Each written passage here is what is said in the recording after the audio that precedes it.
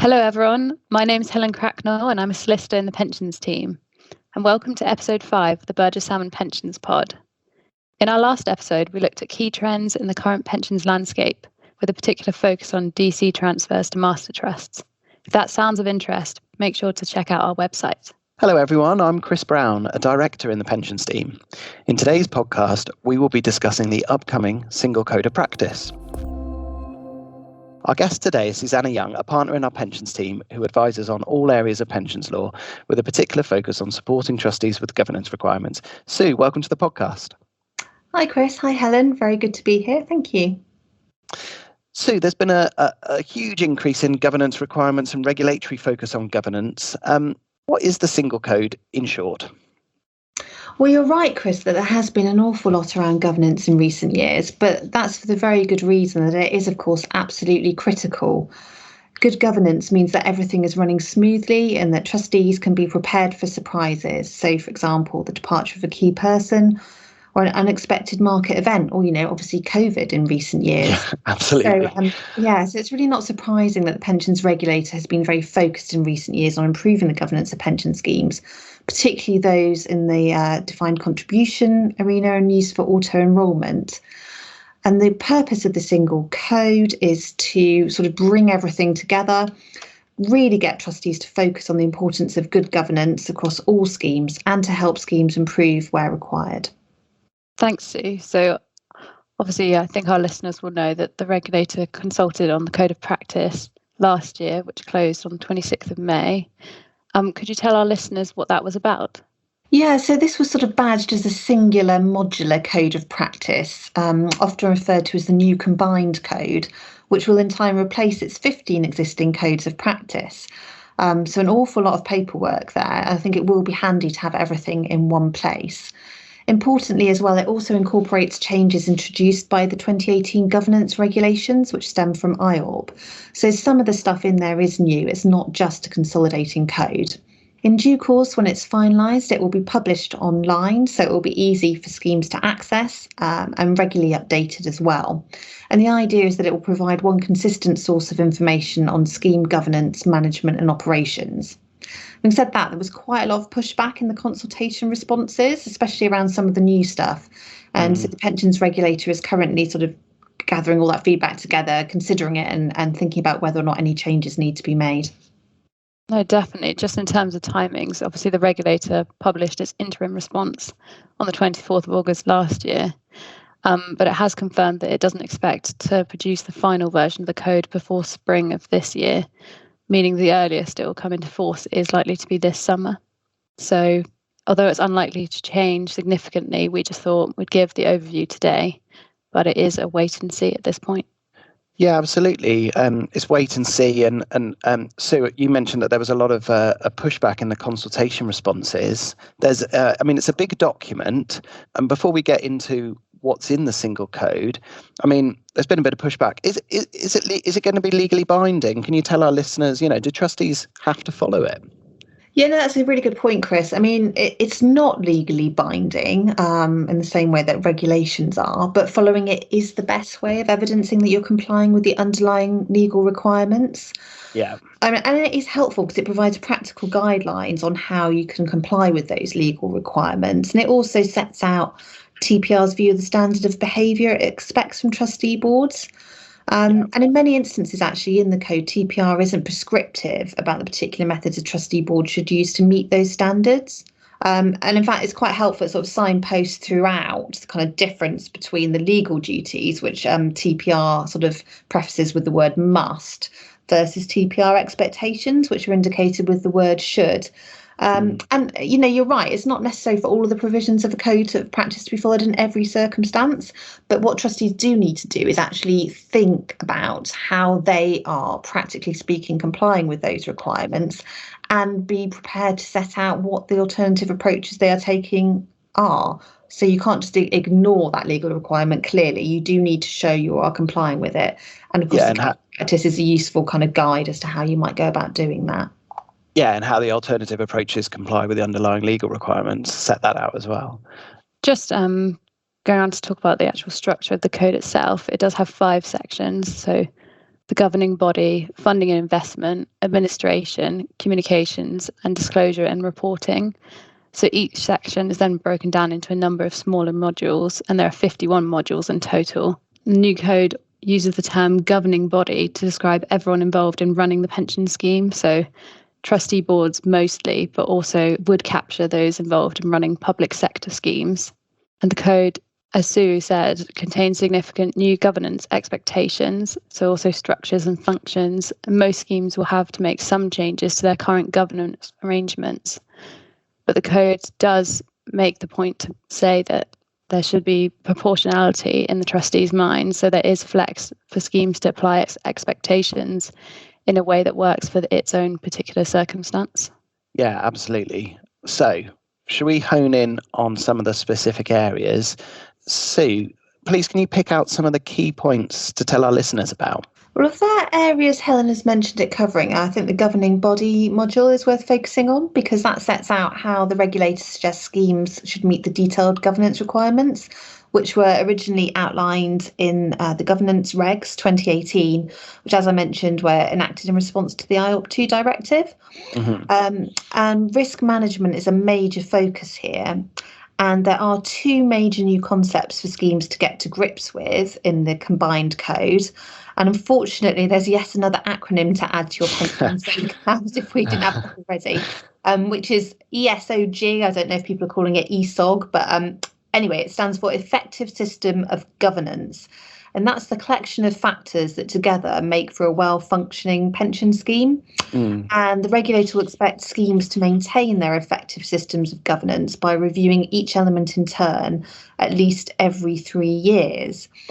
And then allied to that, schemes with 100 or more members will be asked to produce what's called an own risk assessment of their effective system of governance. So effectively, you're having to do an annual check on what you are doing to ensure that all the controls and mitigations that you've put in place as part of your effective system of governance are actually working and are robust.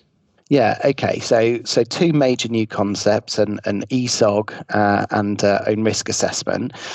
So what does the regulator say that an effective system of governance looks like? Well, as you know, we've already got internal controls and schemes. You need to have systems of governance and internal controls that give you as trustees or the manager of the scheme oversight of the day-to-day operations of the scheme. Should also include any delegated activities for which you as trustees remain accountable. So administration is the obvious one here. And it should provide you as a trustee board with assurances that your scheme is operating correctly and in accordance with the law. And then in relation to each element, trustees are going to need to establish and maintain policies. And what I would say, Chris and Helen, is that it's likely that a lot of schemes will already have at least some of these policies in place. But definitely schemes need to be reviewing the code in order to identify which of those policies they may need to refresh, and also any which they have missing and which they will need to create. You're so right, Sue. We've already had one of my big clients, they've brought together all of their policies, of which there are many, and they're deciding whether they can kind of condense those down in accordance with the new code. But obviously it's not come into force yet, so it would be more of a future project. But it's really interesting that trustees are looking to get advice and guidance on this already. Definitely. Noticed obviously clients talking about the ESOG, but also the own risk assessment. Could you tell us more about the own risk assessment, Sue? Yeah, so this is something which trustees will first be required to produce within 12 months from the date that the code comes into force. So not something for this year, much more likely next year. And the own risk assessment is effectively the process by which trustees are going to demonstrate that they've fully considered the various risk management processes which are part of their effective system of governance. So I guess schemes may have similar in place already with their sort of risk registers, but this is a bit different. It's going to be an annual process, and trustees will also have to undertake it whenever there's a material change in the risks facing the scheme or its governance processes. The good news, I think, is that it doesn't need to be published or submitted. But like with many of the policies, such as around conflicts of interest, etc., if the regulator did ever have cause to sort of become involved on your scheme, for example, in the context of, some sort of scheme funding issues or something, it could ask to see it. And so trustees should definitely keep a record of it. In particular, it needs to cover how trustees have assessed the effectiveness of each of the policies and the procedures covered by the own risk assessment. And it also needs to comment on whether or not trustees consider that the operation of those policies and procedures has been effective and why. Well, thanks, Sue. So there's a bit of points to think through as to the content there. So, sort of what you've said about the effective system of governance and the own risk assessment, it sounds like quite a bit of work for trustees to do.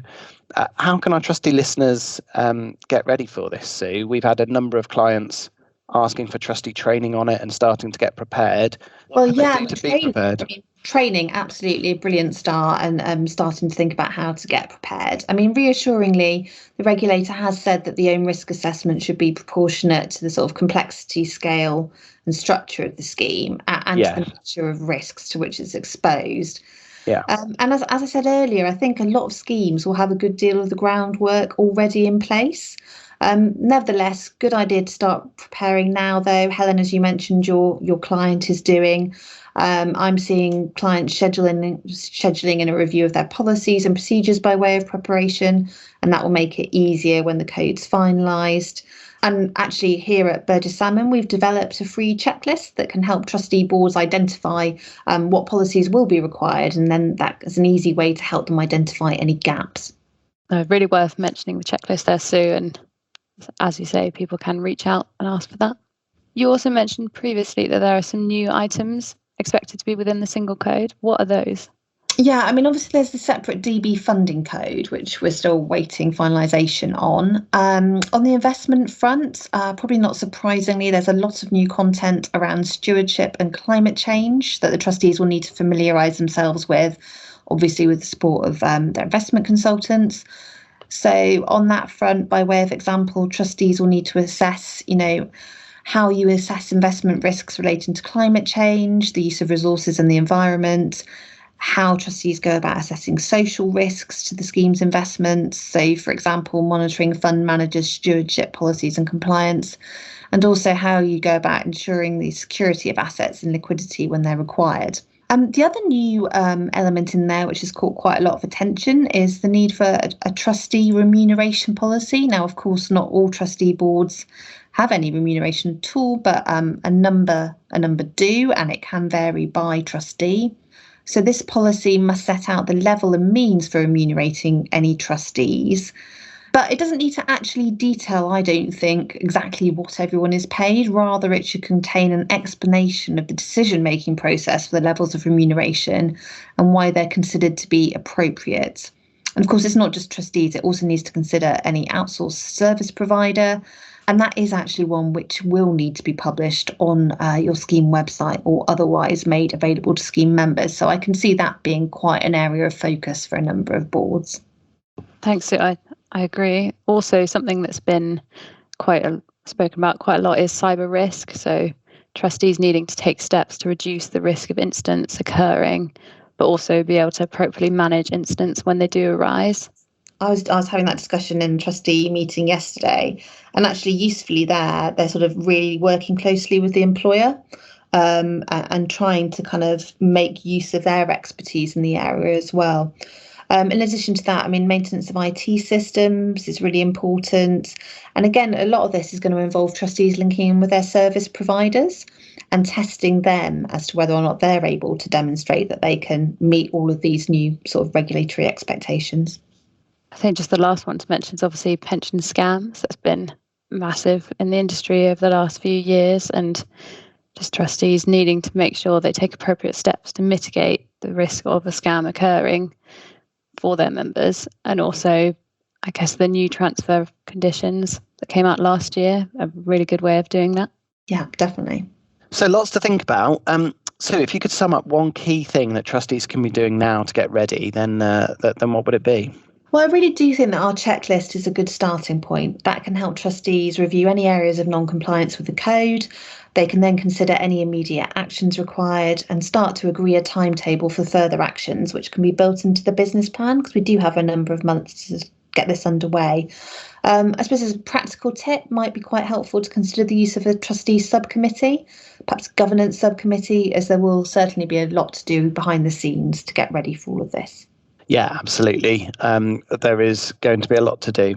Thank you for coming on the podcast, Sue, and sharing your thoughts with us. If you've enjoyed listening, then we'd be delighted to discuss anything to do with the single code further with you.